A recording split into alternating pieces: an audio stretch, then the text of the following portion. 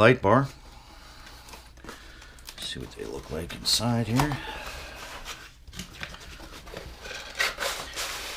And here's what we got. 3 different bags of screws,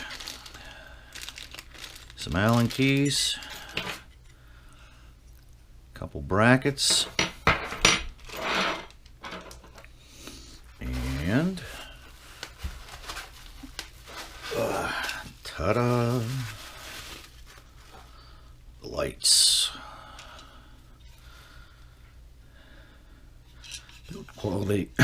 Build quality looks pretty good on them. Nice big metal heat sink in the back there.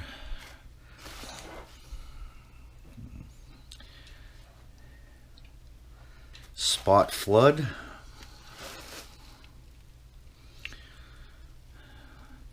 Wires pre-stripped for us. Looks pretty good.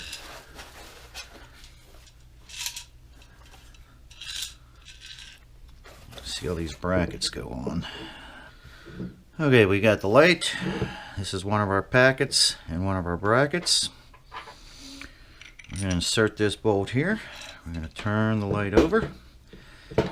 Inside are 2 nuts that are captured in the light.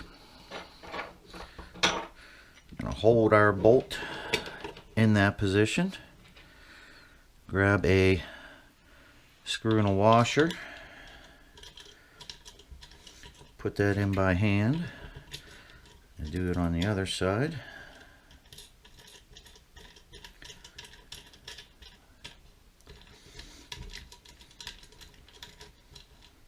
And that's our mount. Now we can put that in the center. Or if we needed to, we can go off center one way or the other.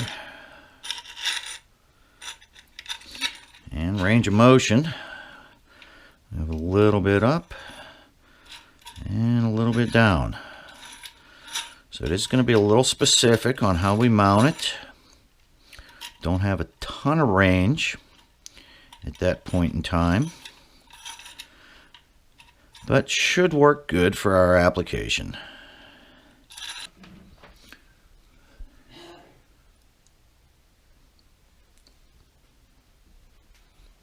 Wow, those are bright.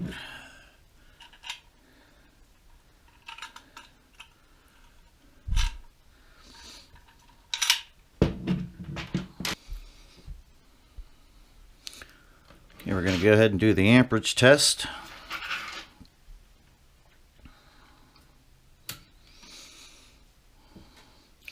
So with the light on, you see the lights on. Drawing about 2.5 amps max, so we can put them both on a 5 amp circuit. I'd probably go 10 just to be on the safe side, since we are real close to 2.5 there. It looks like 2.25, so we'll figure that out real quick and tell you what the wattage output actually is according to 12 volts. That's what I'm supplying it with. Will be a little bit higher in your vehicle. Your vehicle actually puts out more than 12 volts. My power supply puts out 12 volts.